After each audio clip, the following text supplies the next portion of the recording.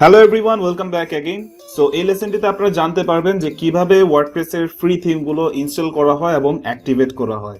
আমি অলরেডি আমার লাস্ট লেসনে আলোচনা করেছি যে কিভাবে আপনি ফ্রি থিম এবং প্রিমিয়াম থিম কালেক্ট করতে পারবেন।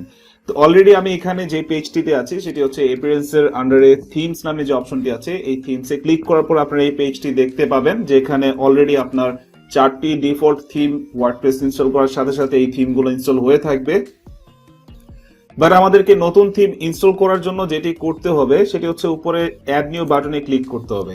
আফটার দ্যাট আমরা যে পেজটি দেখতে পাবো সেটি হবে হচ্ছে আপনার ওয়ার্ডপ্রেসের রিপোজিটরি, যেটা কিনা আপনার বলা যায় ওয়ার্ডপ্রেসের একটা স্টোর। বাট এখানে যা আপনারা দেখতে পাবেন সবই হচ্ছে ফ্রি।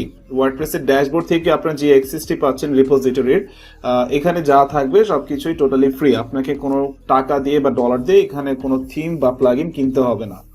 তো এখানে আমরা ফিচারের ট্যাবে যদি দেখি এখানে অনেক থিম আছে, অনেক। বাট আমরা যদি আরো ক্যাটাগরি অনুযায়ী ফিল্টার করে নিতে চাই তাহলে ফিল্টারে ক্লিক করতে হবে। সো এখানে নিচে যদি সাবজেক্ট অপশন মানে প্যানেলটিতে দেখি, এখানে ই কমার্স আছে, এডুকেশন আছে, এন্টারটেইনমেন্ট আছে, হলিডে আছে, নিউজ আছে। সো আমি যদি একটু পোর্টফোলিও ক্যাটাগরির কোনো লিংক মানে থিম ইনস্টল করতে চাই সেই ক্ষেত্রে আমি পোর্টফোলিওটি সিলেক্ট করলাম অ্যান্ড তারপর এখানে যদি আমি কোনো ফিচার্স অ্যাড করতে চাই সেই ক্ষেত্রে আমি এখানে করে নিতে পারবো, লাইক থিম অপশনস অথবা হচ্ছে স্টিকি পোস্ট। সো আমি আপাতত ডিফল্ট রাখতে চাচ্ছি যাতে আপনারা বুঝতে পারেন যে জাস্ট একটা থিম ইনস্টল করার পরে থিমের সাথে কি কি পাচ্ছে বা কি কি থাকবে কাস্টমাইজ করার জন্য। সো আমি এখানে জাস্ট সাবজেক্ট থেকে পোর্টফোলিওটি সিলেক্ট করলাম এবং নিচে অ্যাপ্লাই ফিল্টারে ক্লিক করে দিলাম। অ্যান্ড এখানে যে থিম রেজাল্টগুলো দেখবো সেই প্রত্যেকটি থিম হচ্ছে আপনার পোর্টফোলিও বেসড থিম। তো এখানে লটস অফ থিম আছে, আপনি যে কোনো একটি থিম নিয়ে এখানে কাজ করা স্টার্ট করতে পারেন। সাপোজ আমি এখানে রায়ান মিনিমাল যে থিমটি আছে, রেয়ান বা রায়ান যেটাই হোক না কেন, সেটি আমি চুজ করছি। সো আমাকে জাস্ট এখানে ইনস্টল যে বাটনটি আছে সেটিতে প্রেস করতে হবে এবং প্রত্যেকটি থিমেই আপনি এখানে ইনস্টল বাটনটি দেখতে পাবেন। সো লোকাল হোস্ট হওয়ার কারণে ফাইলটি ডাউনলোড হচ্ছে, আমার নেট স্পিডের জন্য একটু স্লো হচ্ছে। সো আমি এখানে যে থিমটি চুজ করেছি সেটি এখন ইনস্টল হচ্ছে after clicking the install button.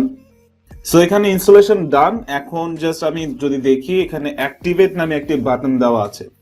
So আমি যদি এখন এটিকে অ্যাক্টিভেট করি, সো আমার ওয়ার্ডপ্রেস ওয়েবসাইটের জন্য এই রায়ান মিনিমাল যে থিমটি আছে সেটি অ্যাক্টিভেট হয়ে যাবে।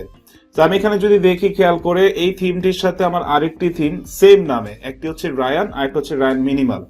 তার মানে বোঝাচ্ছে এই রায়ান মিনিমালটা হচ্ছে আপনার লাইক এ চাইল্ড থিম, আপনার প্রিমিয়াম থিমের যে চাইল্ড থিমটি আছে সেটার মতো কাজ করছে। আর মেইন যে থিমটি আছে সেটি এখন ইনঅ্যাক্টিভ অবস্থায় আছে। But as a child theme যখন আপনি অ্যাক্টিভেট করবেন, আপনার চাইল্ড থিমের যে ফাংশনালিটি গুলো আছে সেগুলো পুরোপুরি কাজ করবে হচ্ছে মেইন থিমের উপর বেস করে। সো আমি চাইল্ড থিম নিয়ে আলোচনা করব, এটার জন্য আলাদা সেশন আছে, আলাদা লেসন করা আছে, সেটি আপনারা দেখে নিন কি চাইল্ড থিম অ্যাকচুয়ালি কি এবং এটা কেন ইউজ করা হয়। ওকে, সো নাও আমি যদি এখন আমার ওয়েবসাইটটিতে ভিজিট করি তাহলে দেখতে পাবো যে আমার সাইটের পুরোপুরি ডিজাইনটাই চেঞ্জ হয়ে গিয়েছে। লাস্ট টাইম যে থিমটি ছিল ইনস্টল করা এবং অ্যাক্টিভেট করা সেটি ছিল 2019। অ্যান্ড আপনাকে অবভিয়াসলি মনে রাখতে হবে ওয়ার্ডপ্রেসে একটি মাত্র থিম আপনি অ্যাক্টিভেট করে রাখতে পারবেন, আপনি মাল্টিপল কোনো থিম একসাথে অ্যাক্টিভেট করতে পারবেন না। সো আমি যদি ওয়েবসাইটটিতে ভিজিট করি তাহলে আমি দেখতে পাবো যে আমার মেনু আইটেমস চেঞ্জ হয়েছে, হেডারের ডিজাইনটাই চেঞ্জ হয়ে গিয়েছে। এখানে একটি স্লাইডার আমি দেখতে পারতেছি, নিচে কিছু আইটেমস আছে, features part, step 1 theme option, step 2 something দেওয়া, ডামি কন্টেন্টস, সেগুলো পুরোপুরি সবকিছু কাস্টমাইজ করা যাবে। সো আশা করি এই ভিডিওটি দেখে আপনারা বুঝতে পেরেছেন যে কিভাবে ফ্রি থিম ইনস্টল করা হয়। নেক্সট লেসনটিতে থাকবে কিভাবে আপনি প্রিমিয়াম থিম ইনস্টল করবেন এবং অ্যাক্টিভেট করবেন।